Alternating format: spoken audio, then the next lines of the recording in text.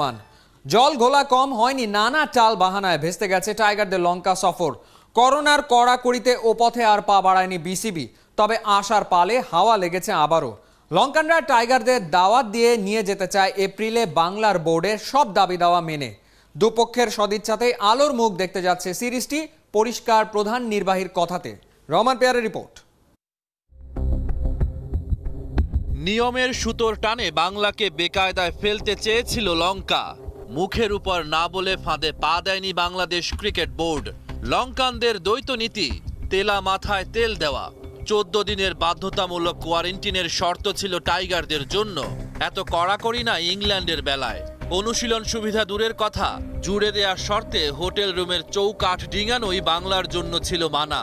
আগামী মাসে লঙ্কা সফরে 3 দিনের কোয়ারেন্টিন শেষেই প্র্যাকটিস গ্রাউন্ডে যেতে পারবে ইংলিশরা। 2 বার স্থগিত হয়েছে বাংলাদেশ ও শ্রীলঙ্কার মধ্যকার দ্বিপাক্ষিক সিরিজ। প্রথমবার চলতি বছরের জুনে, দ্বিতীয়বার অক্টোবরে। নমনীয় হয়ে লঙ্কান বোর্ড এবার আবারও দাওয়াত দিয়েছে বাংলাদেশকে। আইসিসি টেস্ট চ্যাম্পিয়নশিপের অন্তর্গত যে 3টি টেস্ট খেলার কথা 2 দলের, সেটা মাঠে গড়াতে পারে এপ্রিলে। অ্যাট দিস স্টেজ এটা এপ্রিলকে টার্গেট করেই করা হচ্ছে। এই সময় একটা অ্যাভেলেবল স্লট আছে আমাদের এবং শ্রীলঙ্কার জন্য, সেভাবেই আমরা কাজ করছি। শ্রীলঙ্কা সফর আগের বার স্থগিত হওয়ায় অসন্তুষ্ট ছিল বিসিবি, তবে লঙ্কানদের এবারের প্রস্তাবে ইতিবাচক বোর্ড। শ্রীলঙ্কা সিরিজের ব্যাপারেও আমাদের শ্রীলঙ্কা বোর্ডের সাথে কথা হচ্ছে। শ্রীলঙ্কা বোর্ড বেসিক্যালি এই প্রপোজালটা ওদের কাছ থেকে এসছে, যেহেতু আমরা ফার্স্ট পেলে যখন আমাদের আলোচনাটা হচ্ছিল, টুর্নামেন্টটা বা সিরিজটা হয়নি, সেক্ষেত্রে আমরাও ইন প্রিন্সিপাল এগ্রিড যে আমরা আমাদের যে টেস্ট চ্যাম্পিয়নশিপের যে কমিটমেন্ট রয়েছে সেই অনুযায়ী আমরা শ্রীলঙ্কার সাথে টেস্ট ম্যাচ খেলবো, এবং এর সাথে যদি অন্য কোনো কিছু অ্যাড হয় সেটা আমরা আমাদের এফটিপিতে যদি আমাদের ওই স্পেসটা পাওয়া যায় আমরা সেটা এভাবে কাজ করে নেব। সব ঠিক থাকলে আগামী বছরের এপ্রিলেই ন্যূনতম 2টি টেস্ট ম্যাচ খেলতে লঙ্কা সফরে যেতে পারে টাইগাররা। রহমান পেয়ার, 71। বড় স্বপ্ন চোখে নিয়ে অনূর্ধ্ব-17 ট্রায়ালে কিশোররা, ওদের মাঝেই লুকিয়ে আছে হয়তো কোনো বিশ্বসেরা। 17 না পেরোনো কিশোররা গুরুত্বপূর্ণ ভূমিকায় থাকবে আগামী আন্ডার-19 ওয়ার্ল্ড কাপে। করোনার ধাক্কা কাটিয়ে অনূর্ধ্ব-17 জাতীয় দল তৈরির কাজ চলছে জোরে সোরে। ঢাকা মেট্রো অঞ্চলের ক্রিকেটারদের ট্রায়াল চলার সময় উপস্থিত ছিলেন বয়সভিত্তিক দলের নির্বাচক এহসানুল হক সেজান। 17 না পেরোনো ক্রিকেটারদের স্বপ্ন আর সিলেক্টরের কথা শুনেছেন মাহাদি হাসান। আছে মোগল আর রাজপুত, ছেড়ে দিন আমাকে প্লিজ, ছেড়ে দিন। 9টা 5টার গদবাঁধা দম বন্ধ করা চিরচেনা হিসাব নিকাশের বাইরে তাজা প্রাণটা তো ছুটতে চায় স্বপ্নের পেছনে। সাকিব আল হাসান কিংবা মাশরাফিকে যেতে চায় ছাড়িয়ে, বিশ্বকাপটা সত্যি সত্যি নিতে চায় হাত বাড়িয়ে। তাই কেউ কেউ বলতে চায় ছেড়ে দিন, প্লিজ ছেড়ে দিন।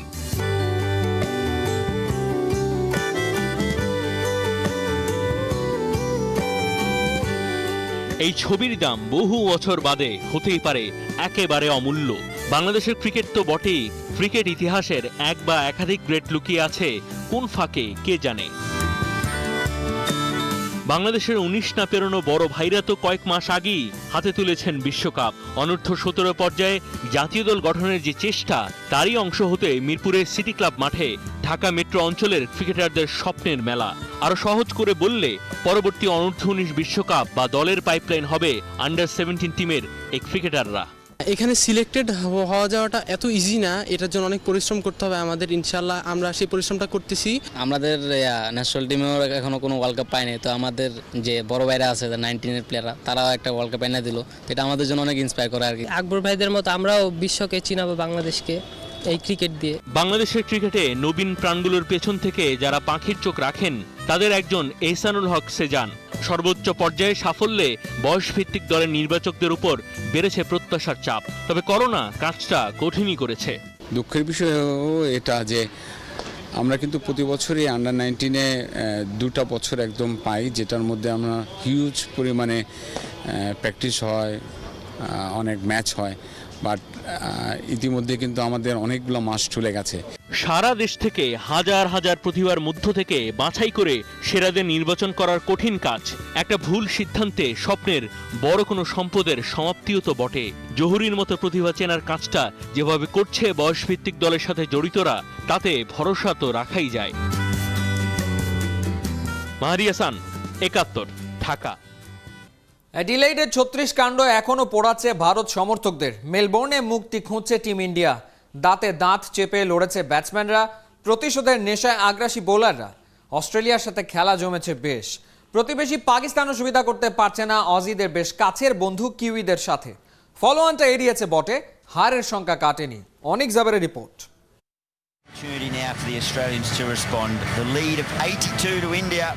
এডিলেইড টেস্টের ভয়াবহ বিপর্যয় কাটিয়ে মেলবোর্নে ঘুরে দাঁড়িয়েছে ভারত। তৃতীয় দিনে বিরাট কোহলিদের ৩২৬ রানই অল আউট করে আশার আলো দেখতে শুরু করেছিল অস্ট্রেলিয়া। সেই আশা মুহূর্তে নিরাশায় পরিণত হয়।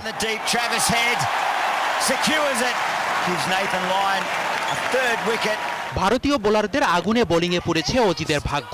বাজে সময়ের মধ্য দিয়ে যাওয়া জো বার্নসকে শুরুতেই হারায় স্বাগতিকরা। তবে জমে গিয়েছিল ম্যাথু ওয়েড ও লাবুসেনের জুটি। থিতু হয়ে যাওয়া লাবুসেনকে ফিরিয়ে জুটি ভাঙেন রবিচন্দ্রন আশ্বিন। অজিদের শেষ ভরসা ছিল স্মিথের ওপর। কিছু বুঝে ওঠার আগেই জাসপ্রীত বুমরার ধারালো বোলিংয়ে কাটা পড়েন তিনি। মাঠ থেকে বেরিয়ে যাওয়ার সময় অজি অধিনায়ক হয়তো দর্শকদের বলছিলেন, এবার আর হলো না জেতা। পরপর ২ ইনিংসে ব্যর্থ অস্ট্রেলিয়ান ব্যাটিং লাইন আপ। এর দায় ব্যাটসম্যানদের নাকি উইকেটের অন্যরকম আচরণের, নাকি ভারতীয় বোলারদের ছড়ি ঘোরানো বোলিংয়ে দিশেহারা স্বাগতিকরা। দিন শেষে ২ রানে এগিয়ে স্মিথের দল, সম্বল মাত্র ৪টি উইকেট। আর মেলবোর্নে উৎসবের অপেক্ষায় ভারত।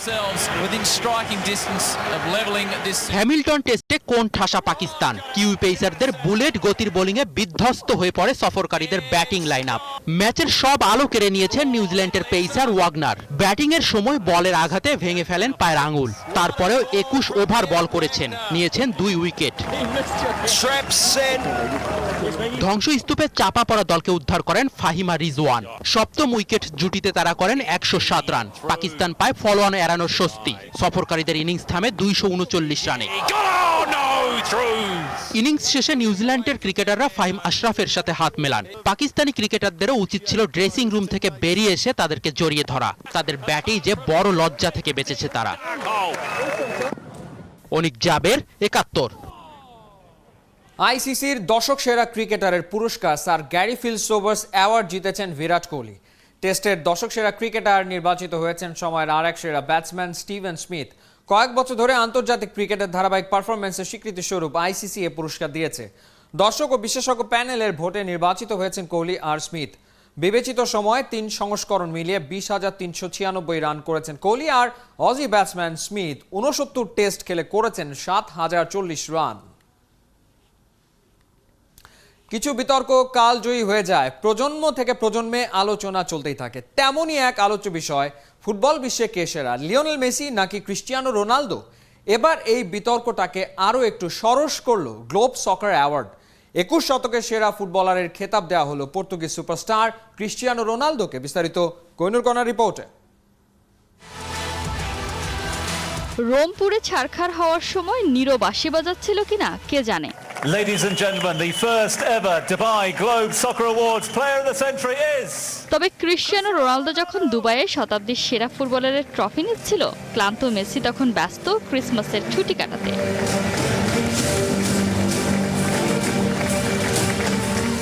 কে সেরা, মেসি না রোনালদো? ফুটবল ভক্ত সমর্থকদের মাঝে এই তর্ক যেন আর শেষ হওয়ার নয়। এবারে সেই তর্কের অবসান ঘটালো গ্লোব সকার অ্যাওয়ার্ড।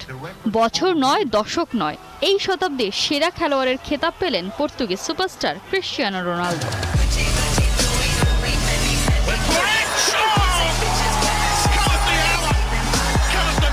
২১ শতকের সেরা হওয়ার এই যাত্রায় CR7 পিছনে ফেলেছেন চিরপ্রতিদ্বন্দ্বী লিওনেল মেসি, সময়ের অন্যতম সেরা মোহাম্মদ সালাহ আর এক সময়ের তারকা ফুটবলার রোনালদিনিওকে।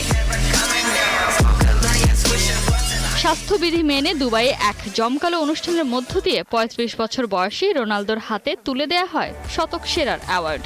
৮ বছর ধরে দেয়া এই পুরস্কারের ৫ বারের সেরা আর টানা ৩ বার জয়ী খেলোয়াড়টির নামও Cristiano Ronaldo. a great achievement for me. As I said before, this has given me motivation to carry on with my life, with my football. একই পথে হাঁটছেন লেভানডভস্কি। ক্যারিয়ারটা পরিপূর্ণ হচ্ছে, মিলছে স্বীকৃতি। এবারে যুক্ত হলো সফলতার নতুন পালক। লিওনেল মেসি আর ক্রিশ্চিয়ানো রোনালদোকে পেছনে ফেলে ফিফার পর গ্লোব সকার অ্যাওয়ার্ডের 2020 সালের বর্ষসেরা ফুটবলারের পুরস্কার জিতেছেন এই পোলিশ স্ট্রাইকার।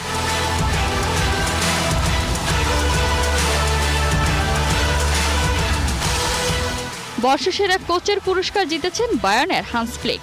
বর্ষসেরা ক্লাব নির্বাচিত হয়েছে বায়ার্ন মিউনিখ। 21 শতকের সেরা কোচ ম্যানচেস্টার সিটির পেপ গার্দিওলা, আর শতকের সেরা ক্লাব রিয়াল মাদ্রিদ।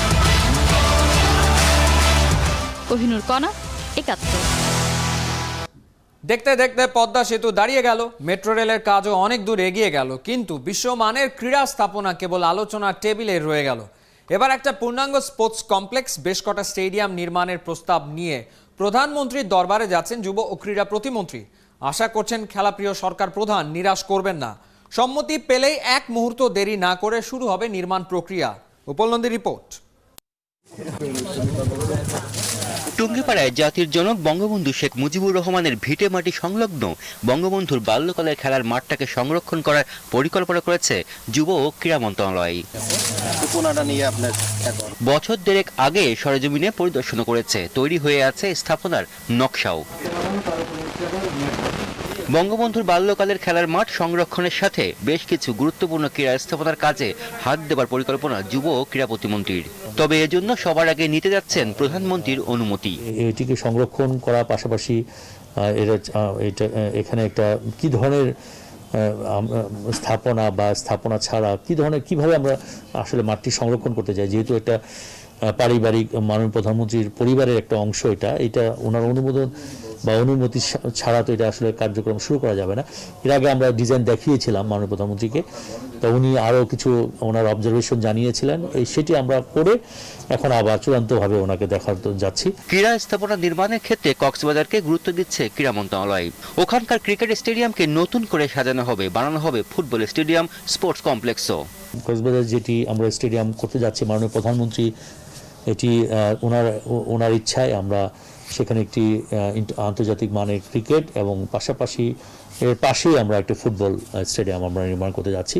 সারা বছর যাতে এখানে অ্যাক্টিভিটিসগুলো রাখা যায় সেই ধরনের একটা চিন্তা ভাবনা করে একটি মাল্টিপারপাস ইউজ যাতে হতে পারে সেই ধরনের একটু মাথায় রেখে আমরা একটা কমপ্লেক্স আমরা সেখানে নির্মাণ করতে যাচ্ছি। আলোচনা হবে শুটিং ফেডারেশনের স্থাপনা উন্নয়ন নিয়েও। আমাদের বললাম ইনফ্রাস্ট্রাকচারটা আছে, আমাদের মাঠ আছে, আমাদের জায়গা আছে, আমাদের সবকিছু আছে, শুধু এখানে একটু ডেভেলপমেন্ট দরকার। সো মন্ত্রীর সাথে আমাদের কয়েকবার কথা হয়েছে এবং মন্ত্রী মহোদয় আমাদেরকে জানিয়েছেন যে আপনারা তাড়াতাড়ি প্রকল্প জমা দেন যাতে আমরা সবাই মিলে এটা একটা ডেভেলপমেন্ট করতে পারি। উপাল নন্দী, 71, ঢাকা। কমনওয়েলথ গেমসে প্রথম পদকজয়ী শুটার আতিকুর রহমান ও শুটার নূর উদ্দিন সেলিমকে 5 লাখ টাকার চিকিৎসা সহায়তা দিলেন প্রধানমন্ত্রী শেখ হাসিনা। দুপুরে যুব ও ক্রীড়া প্রতিমন্ত্রী জাহিদ আহসান রাসেল প্রধানমন্ত্রীর পক্ষে তাদের হাতে চেক তুলে দেন। বিগত কয়েক বছর ধরে ক্যান্সারে ভুগছেন তারা। আতিকুর রহমান 1990 সালে অকল্যান্ড কমনওয়েলথ গেমসে একটি স্বর্ণ ও একটি ব্রোঞ্জ পদক জিতেছিলেন। অন্যদিকে নূর উদ্দিন সেলিম জাতীয় চ্যাম্পিয়ন ও সাফে পদকজয়ী শুটার। মাননীয় প্রধানমন্ত্রী আমাদেরকে যে সাহায্য করেছেন, আমাদের দিকে নজর দিয়েছেন, তাকে অনেক অনেক অনেক ধন্যবাদ। ক্রীড়ামন্ত্রীকে অসংখ্য ধন্যবাদ যে আমাদেরকে এখানে ডেকে আমাদের এই সহযোগিতা করেছেন। উনি বলেছেন যে ভবিষ্যতে হয়তো আরও আমরা চেষ্টা করব। করোনায় স্তব্ধ ছিল ক্রীড়াঙ্গন, দুঃসময় পেরিয়ে প্রাণ ফিরেছে খেলার মাঠে। অ্যাথলিটদের অদম্য সাহসে আবারও হেসেছে হাজারো মুখ। সারা বছরের সেরাদের সম্মান জানাতে বিবিসি আয়োজন করে sports personality of the year. এবার world sports of the year award জিতেছেন boxer Khabib Nurmagomedov. Kohinoor Kona report. 23 বছর আগের একটা ভিডিও। ছোট্ট একটা ছেলে লড়ছে বিশাল এক ভাল্লুকের সাথে। অসময় লড়াইয়ের এক পর্যায়ে দেখা যায় ছেলেটি ভাল্লুকটিকে কাবু করে ফেলেছে। শৈশবে ভাল্লুকের সাথে লড়াই করে বড় হওয়া ছেলেটাই হয়েছেন ইউএফসির ইতিহাসের সবচেয়ে সফল, সবচেয়ে ভয়ঙ্কর ফাইটার, রাশিয়ান ইগল খ্যাত হাবিব নুরমাগোমেদভ।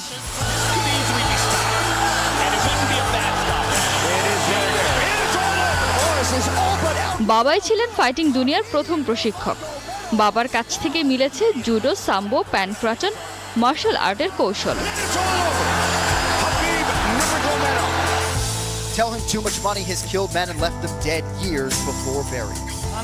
2012 সালে প্রথমবারের মতো ইউএফসির রিংয়ে ওঠেন হাবিব। একের পর এক হারাতে থাকেন বাঘা বাঘা ফাইটারদের।